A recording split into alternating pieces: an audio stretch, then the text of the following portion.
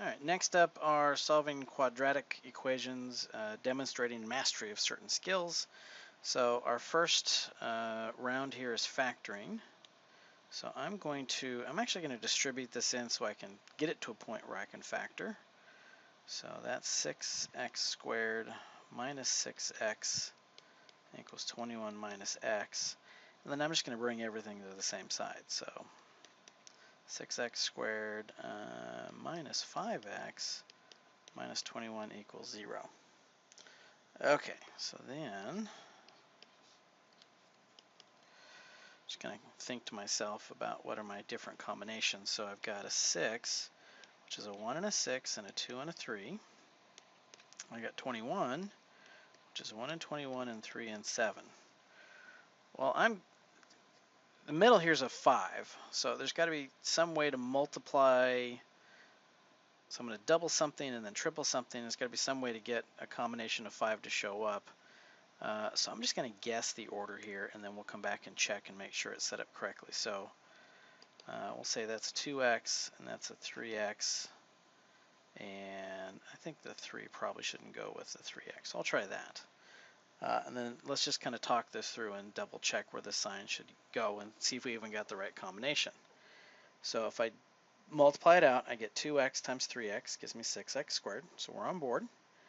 2x times 7x is 14x, and 3 times 3x is 9x. And is there any way to get a 14 and a 9 to give me a 5? Yeah. Okay, so we've definitely got the right combination. The 5 itself is negative, so I want to make sure that my 14 is the negative one. And then that should be the positive one. Okay. And then solve for x from here. So I get negative 3/2 and positive 7/3 for our two solutions.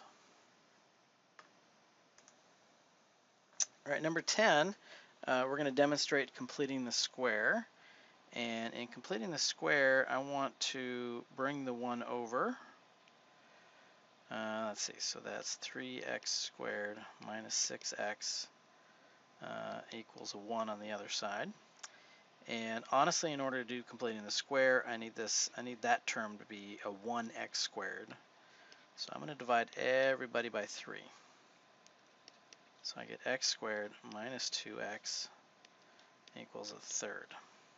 Okay, so then I'm going to then do completing the square. So take the linear coefficient, divide by 2, and then square it.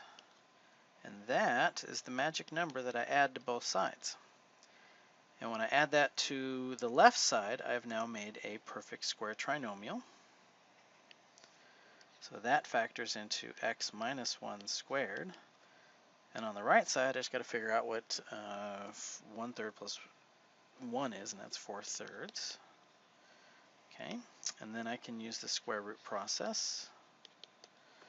So I get x minus 1 equals plus or minus the square root of 4/3. And then I want to, let's see, let's clean that up a little bit. Let's see, so x minus 1 equals plus or minus, let's see, square root of 4 is 2, and then I want to rationalize that. So multiply that by square root of 3 over 3. Okay, run out of space here. So I don't want to bring the 1 over. So x is 1 plus or minus 2 square root 3 over 3. And that's a good answer. If I want to rewrite it as a single fraction, then I just make that 1 become 3 over 3.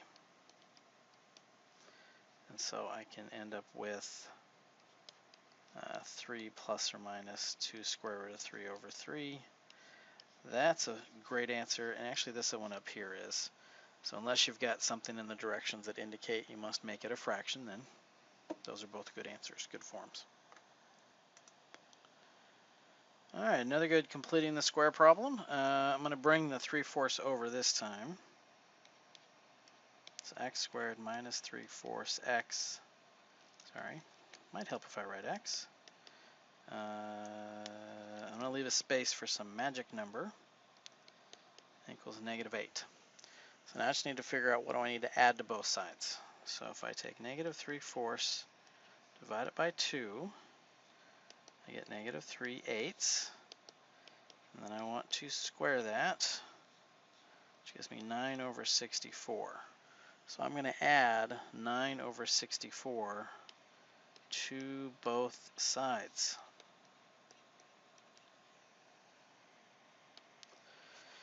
Okay, so in our nice pretty factored form, I have x minus 3/8 squared equals, and then I just need to figure out what -1/8 plus 9/64 is. And I'm going to rewrite -1/8. I'm going to multiply that by 8. So -8/64 plus 9/64. That gives me 1/64. So that's what I have here. It's 1/64. And then I will take the square root. It gives me plus or minus. And that's actually a nice perfect square there. So I get x minus 3/8 equals plus or minus. And the square root of 1/64 is 1/8. And then I just want to add the 3/8 to both sides. So 3/8 plus or minus 1/8. All right, so we get 3/8 plus 1/8 and 3/8 minus 1/8. Well, 3/8 plus 1/8 is 4/8, which is a half. And 3/8 minus 1/8 is 2/8, which is a fourth. So those are our two answers, 1/2 and 1/4. All right, number 12, we want to practice quadratic formula. So I need to figure out my A, B, and my C. So A is 1, B is 10, C is -600. And so setting up my formula, it's x equals -b plus or minus the square root of b squared minus 4ac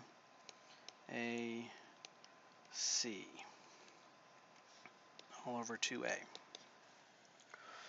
All right.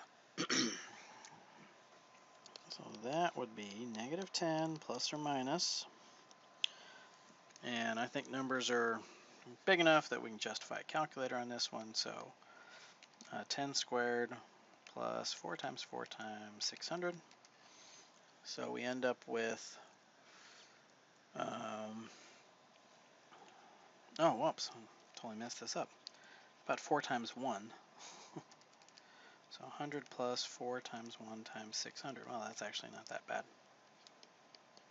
The way I wrote it, it was pretty bad, but I made a mistake.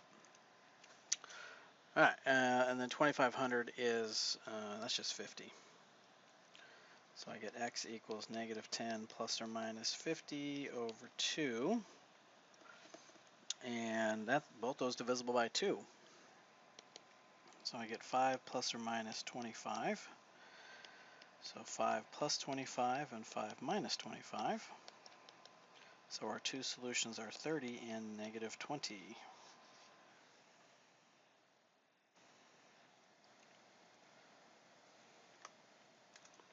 Sorry, just caught my math error again. Wow, I'm making all sorts of these things.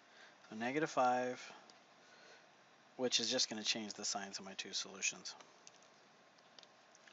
So positive 20 and -30.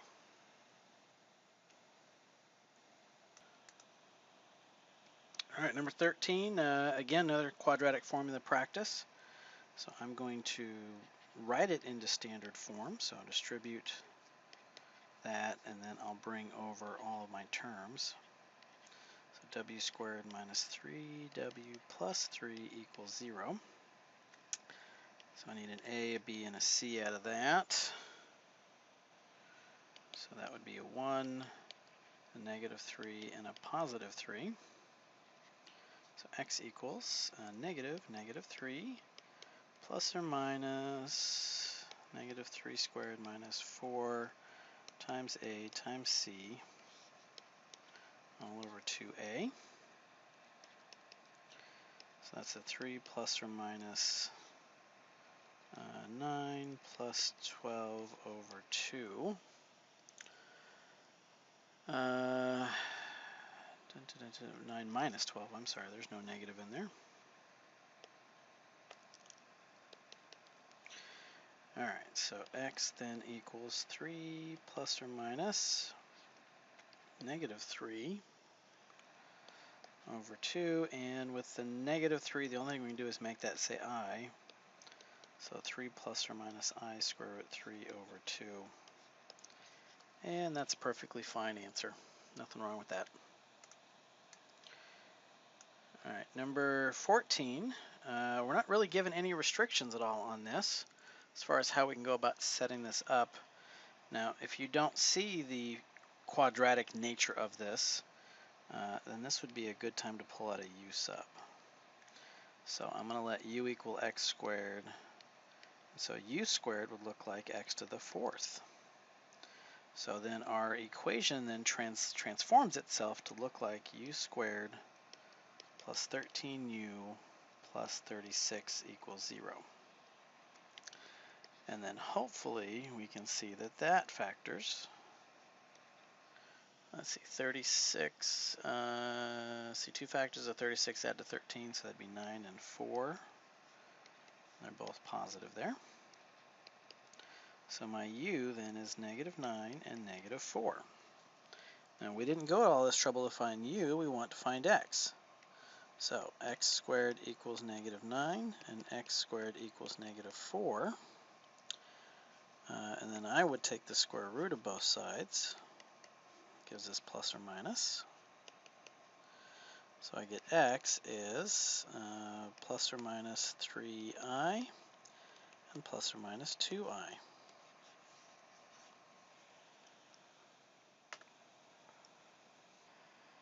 And number 15, we're going to multiply by a common denominator that will essentially get rid of all these fractions that we're having to deal with here. And now that x squared minus 4, that's very suspicious. That looks exactly like x plus 2 times x minus 2. So that's what we're going to multiply. We're going to go ahead and multiply everybody by x plus 2 and x minus 2 on both sides.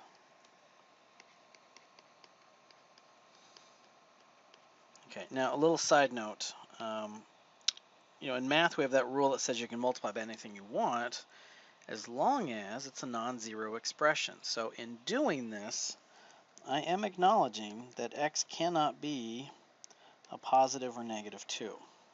That's outside the domain restrictions for both denominators there. Okay, so it's okay to do what I just did as long as x doesn't show up as one of those answers. Now, when I distribute on the left, when I distribute on the left and on the right, on the left, oops, not a good happy medium here.